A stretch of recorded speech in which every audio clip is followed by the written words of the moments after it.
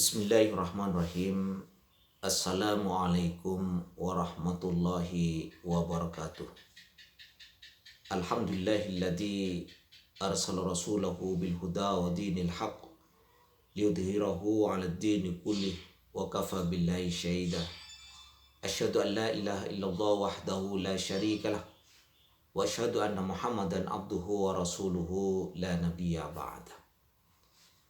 Allah Subhanahu wa taala Al-Mudabbir ketika menurunkan aturannya, ketika menurunkan hukum-hukumnya, pasti mendatangkan kemaslahatan bagi semuanya.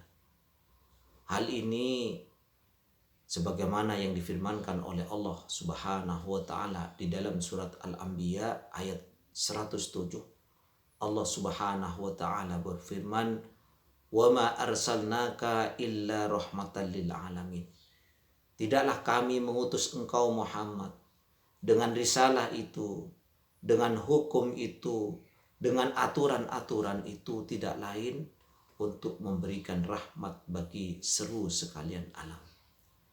Demikian pula di bulan Ramadan ini, ketika Allah Subhanahu wa taala memerintahkan kita untuk melaksanakan ibadah puasa, selain itu mendatangkan pahala yang besar bagi kita, puasa itu mendidik kita untuk berperilaku sabar. Karena ketika kita berpuasa, kita bersabar akan perintah Allah Subhanahu wa taala. Kita bersabar menerima kondisi lapar, menerima kondisi haus, dan itu memunculkan sifat empati dalam diri kita terhadap orang-orang yang kekurangan, seperti para fakir dan para miskin, yang kadangkala dia makan, kadangkala dia tidak makan. Demikian pula puasa Ramadan itu memberikan kemaslahatan bagi kita untuk bersikap tawadhu, bersikap rendah diri, tidak sombong, tidak jumaya. Ketika kita diberi kekuasaan, diberi kedudukan, diberi jabatan, kita tidak mendolimi orang lain. Kita tidak mempersekusi orang lain, apalagi sampai kemudian mendolimi para ulama. Puasa mengajarkan demikian.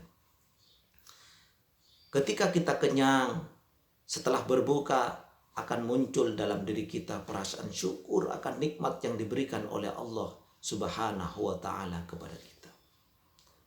Demikian pula di bulan Ramadan ini ada banyak kemaslahatan-kemaslahatan yang didapat, yang mempengaruhi banyak orang, baik yang berpuasa maupun yang tidak berpuasa. Karena di bulan Ramadan ini seringkali banyak umat Islam yang berbagi buka, yang memberikan sedekah kepada semuanya. Karena itu adalah sesuatu yang diperintahkan oleh Allah Subhanahu wa taala. Dalam sebuah hadis dinyatakan, "Man fatara shaiman kana lahu mislu ajrihi." Barang siapa memberikan buka kepada orang yang berpuasa, falahu mithlu ajrihi, maka dia mendapatkan pahala seperti orang yang berpuasa itu. Ghaira annahu la yanqus min ajri shaimi syai'un, yang tidak mengurangi pahala bagi orang yang berpuasa itu. Wajar kemudian ketika di bulan Ramadan kita melihat, menyaksikan orang-orang pada berlomba menyiapkan takjil, menyiapkan hidangan berpuasa kepada orang-orang yang sedang berpuasa, dengan satu harapan untuk mendapatkan pahala puasa itu. Ini menimbulkan atau melahirkan kemaslahatan-kemaslahatan yang banyak bagi semuanya. Sikap kebersamaan, sikap empati yang hadir di bulan Ramadan ini. Saudara-saudara kaum muslimin yang dirahmati oleh Allah Subhanahu wa taala, memang setiap kali di situ diterapkan syariat Islam pasti akan menghadirkan suasana yang penuh dengan kemaslahatan. Sebagai contoh misalkan ketika Allah Subhanahu wa taala di dalam surat Al-Hasyr ayat 7 menyampaikan, "Kaila yakuna dulatan bainal aghniya minkum," agar supaya jangan sampai harta itu beredar di kalangan orang-orang kaya saja, di mana di situ diharapkan ada pemerataan ekonomi. Islam melarang menimbun harta. Islam melarang merusak harga pasar begitu. Sehingga sangat tidak dianjurkan. Manakala panen raya kemudian dilakukan impor begitu, itu akan merusak harga, merusak pasar. Demikian pula di dalam Islam menganjurkan ada zakat, ada infak, ada sedekah. Itu kaila yakuna dulatan bainal aghniya minkum. Agar harta itu tidak hanya beredar di antara orang-orang kaya saja. Itu maslahat-maslahat yang bisa kita dapatkan ketika syariat Islam itu diterapkan. Khususnya ayat Al-Hasr ayat 7 itu. Demikian pula ketika di dalam hadis dinyatakan an-nasu syuraka'u fi thalath, al-ma' wal kala' wan nar. Manusia, masyarakat berserikat dalam 3 hal, yakni al-air, kemudian padang gembala atau hutan, kemudian api atau energi di situ. Itu merupakan kepemilikan umum, di mana terhadap kepemilikan umum itu negara wajib mengelola untuk dikembalikan manfaatnya kepada masyarakat, kepada rakyat begitu. Itu mendatangkan kemaslahatan. Bukan sebaliknya.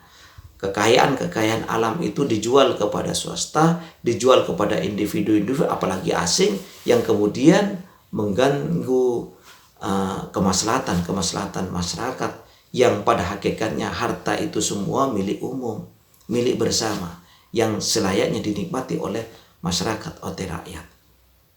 Demikian pula saudara-saudara yang dirahmati oleh Allah Subhanahu wa Ta'ala.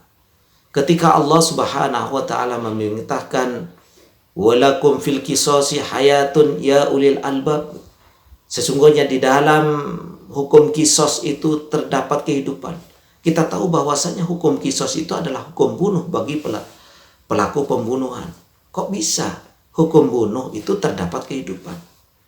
Maknanya seperti apa? Maknanya adalah ketika hukum kisos itu diterapkan, ada 2 hikmah yang bisa diperoleh ketika hukum itu diterapkan. Yang pertama adalah zawajir dan yang kedua adalah jawabir. Zawajir itu adalah pencegahan bagi orang untuk melakukan pembunuhan itu. Orang tidak mudah melakukan pembunuhan atau membunuh orang lain, karena ketika dia membunuh tanpa hak, dia akan dibunuh juga. Sehingga dia akan hati-hati, dia tidak akan melakukan semacam itu. Ini akan menyelamatkan nyawa-nyawa banyak orang. Demikian pula ada fungsi jawabir bagi pelaku pembunuhan kemudian dihukumi kisos, dia akan ditebus menjadi penebus dosa bagi dia di dunia, dan nanti di akhirat dia tidak akan dipertanyakan lagi terhadap dosa ini karena sudah dihukumi atau ditebus di dunia dengan hukum-hukum Islam yang diberlakukan kepadanya. Nah, jadi saudara-saudara yang dirahmati oleh Allah Subhanahu wa Ta'ala, dari sekian banyak rangkaian ayat-ayat atau perintah-perintah Allah Subhanahu wa Ta'ala ini, ketika diterapkan pasti mendatangkan kemaslahatan bagi masyarakat. Oleh karena itu maka ulama dalam sebuah kaidah syariah menyatakan haitsuma yakunu syar'u takunul maslahah. Di mana di situ diberlakukan hukum syariat, pasti di situ akan ada kemaslahatan. Mafhum mukhalafahnya adalah manakala syariat tidak diterapkan, maka kesulitan bagi kita untuk mendapatkan kemaslahatan itu, atau kemaslahatan menjadi barang yang asing manakala hukum-hukum Allah Subhanahu wa Ta'ala tidak diterapkan. Demikian, semoga ini menjadi renungan bagi kita bersama. Ihdinas siratal mustaqim. Wabillahi taufiq wal hidayah. Wassalamualaikum warahmatullahi wabarakatuh.